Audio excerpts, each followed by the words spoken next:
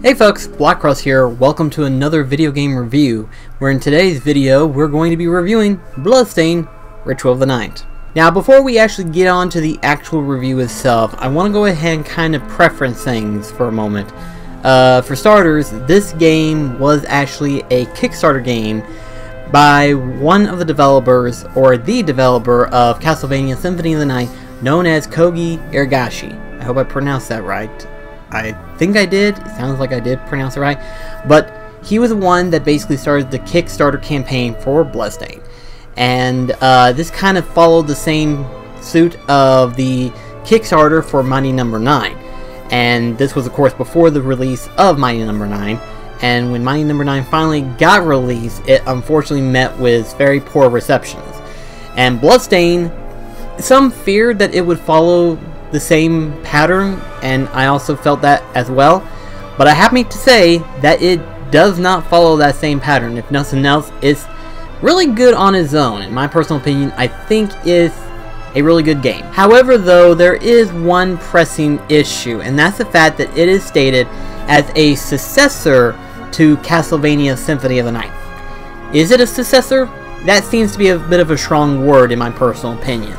Again, this game is good on its own, but to be considered a successor to Castlevania Symphony of the Night, I feel like it doesn't match that description per se. To me, a successor to any video game, it has to be able to follow the same formula as the previous game, and at the same time bring in new elements to the game to stand out on its own. And in Bloodstained's case, it does bring itself into a new field of the Metroidvania field, but is it enough to say that it is a better version of Castlevania Symphony of the Night? For me, that would be hard to say because I've only played a little bit of Castlevania Symphony of the Night. I've never actually fully played it all the way through, much less beaten it. So I don't think I'm the person that would be best suited to describe how I feel about Bloodstained itself. The reality is that I've been more or less of a what you would call a distant fan of Castlevania. And by distant fan, I mean the game has allured me a number of times. The very first one for the NES has been something that I've been trying to play through and beat for a number of times. To say that I could play the Castlevania games, I can, but could I beat any of them? Probably not, per se. I haven't played many of them, so I'm probably not the best one when it comes to reviewing Bloodstained Ritual of the Night. Have I played through it all the way through? Yes, I have. And I have actually beaten it. And I have to say, I enjoyed myself with it. But even though I've not been a major player of Castlevania, I have played many other Metroidvania games, such as Salted Sanctuary for that matter.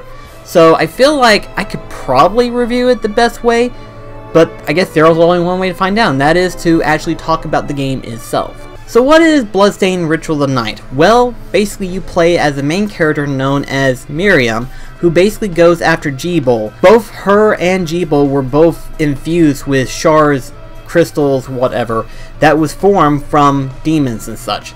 And thus they themselves, in a form of way, are partially demons as well. G-Bowl, however, though, becomes corrupted in a sense and tries to take over the world, or much less destroy the world itself. And so you, as the character Miriam, has to stop G-Bowl from doing such deeds by venturing into the castle itself and finding him and beating him. On the way, you're going to be facing a lot of different demons and a lot of different obstacles. The demons, as you beat them, you will attain different shards, which will allow you to have different abilities. Some of them is either using the moves that the demons themselves have, followed by either summoning them, and in some cases transforming into said demons. So really the shards is the biggest part of the game that makes it unique. It gives it that summoning spells feel that Castlevania probably has been known for. And in Bloodstained's case, the shards actually bring a lot into the field. And I used a lot of different spells. Some of them I prefer better, some of them not so much. You can obviously upgrade these different spells, and they do either increase in range, increase in field, or increase in power. But while shards is a big thing in the game, that's not your only artillery to use in the game. You also have different weapons that you can use to wield in your advantage, such as a short sword, long sword, mace, axe, buster swords, whips, and even a gun for that matter. You're also going to be attaining a lot of different armor. Some armors isn't cosmetic, but some armor is cosmetic in terms of appearance, such as masks or different hats that Miriam can wear throughout the game. In a weird sense, you can actually custom create Miriam in your own way. Once you get to a certain point into the castle, you'll encounter a demon that does customizations for you. And it's not just through hair designs, you can also change the color of the skin, the color of the outfit that Miriam wears, followed by the different styles and color that the hair itself can be in. So depending on how far you venture into the castle, your customization could be that vastly different compared to any other person. The biggest thing that I was most excited for with Bloodstained Ritual of the Night, aside from the gameplay, was the fact that it was introduced the ideal concept of different bosses. This was probably the biggest thing that I was looking forward to, especially since in that Kickstarter campaign there was actually a selection in which where if you donated a certain amount you could actually potentially customize a secret boss in the game. And surprisingly, there was actually a number of secret bosses that are in the game itself. Record, some of these are considered free DLCs, but they were already in the game whenever I started playing it myself. Then again, maybe it installed itself without me knowing it. That's a possibility. So in other words, you don't have to worry about actually manually having to look for the DLC themselves. It's automatically an update added into the game. But the bosses themselves are actually some of the more unique parts in the game. In fact, personally myself, I actually had a lot of fun fighting these different bosses. Some of them can be challenging, some of them takes a little bit of endurance fight, I suppose you could say, and some enemies, depending on the field itself, depends on if they could regenerate. But I personally enjoy Bloodstained Ritual of the Night. It definitely has some great elements in the game. Personally, it was really entertaining and fun. The bosses themselves are all entertaining and fun on their own. And the cool thing is that when you beat the game, you actually get to unlock several modes in the game. The biggest mode for me was Boss Rush mode, where you get to fight all of the bosses in chronological order. And based on your build that you have on your save file, you use that build in order to fight the different bosses. So if you have a unique build or a powerful build, you can use that build in the Boss Rush mode itself. There's also a second mode known as Speedrun mode, where basically you run through the entire game based on your record that you had last time.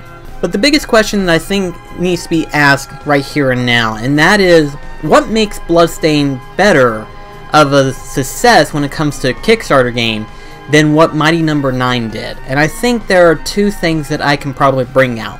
One is the development in which it reflects itself. Mighty No. 9, while it wasn't bad looking, there were cases of where the game had a few issues on its own, and graphically it wasn't that well impressive. In Bloodstained Ritual of the Night's case, at one point in time, the development team released the title as a demo for the Kickstarter campaigners that was in it. They played the game and their overall opinions was a little bit mixed to some degree. And so Koji Iragashi decided to enhance the game to make it look better. And did it look better? It certainly did. It looked way better than it previously looked before. However, though, I think part of the reason why the development was pushed back, aside from improving the graphical element, was that there was very few lag issues that I experienced, mostly involving the main hub. In the main hub, you'll experience some cases of where the character interaction has like a slight few second delay. This isn't enough to make the game crash, but it is enough for players to notice it right offhand. And then of course, intervention in between areas could cause a few seconds delay. Personally, I kind of experienced it to some degree, but it's not, again, it's not enough to break the game. It's just enough for players to notice it to some degree. But another issue that I think Mighty No. 9 had that Bloodstained Ritual of the Night was able to improve is the repetitive nature that the game actually has. If you don't know, Mighty No. 9 had a repetitive nature of where you had to dash into enemies. You can naturally kill them, but your overall playthrough actually increases if you dash right into enemies, allowing you to have different buffs and different abilities to improve the gameplay.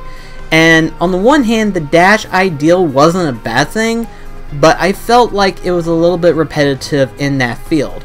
In Bloodstained Ritual of the Night, thankfully it is not the case. There is enough elements to make it uniquely different, and with the different abilities and different movesets, it does actually enhance it. And so Mighty Number 9, again, was supposed to be a successor to Mega Man. It unfortunately failed in that regard. Bloodstained Ritual of the Night, it was supposed to be a successor to Castlevania Symphony of the Night. Did it do that? No, but it was enough to say that it successfully did well compared to Mighty Number 9. So again, in my personal opinion, if you had to choose, definitely go for Bloodstained Ritual of the Night. It's really good, really entertaining, and if you're a fan of Metroidvania itself, it is definitely a good game. This rating, in my personal opinion, does get a 3 out of 5. Again, it's not a bad game, but for it to be a successor to Castlevania Symphony of the Night, I think some people's mindset would be making it scale back. But if you don't have that mindset, then this could be an easy 4 for you. And there are a few little technical difficulties that the game suffers in terms of loading in things, like for example character dialogue and stuff. But again, it's not enough to break the game. And to that extent, that's why, in my personal opinion, I would give it a 3 out of 5 as to oppose a 4 out of 5. If it wasn't for those details, I think it would have been even 4, but because of those issues, I think it suffers a little bit and it does need to be a warrant for a 3 out of 5. If you enjoy Castlevania or Metroidvania itself, then this game will be enjoyable for you. Well, anyway, that's it for this review. Thank you so much for watching, and I shall see you in the next video. This is BlackCross signing off. Catch you guys later. Then the morning comes, shadowed by the moon.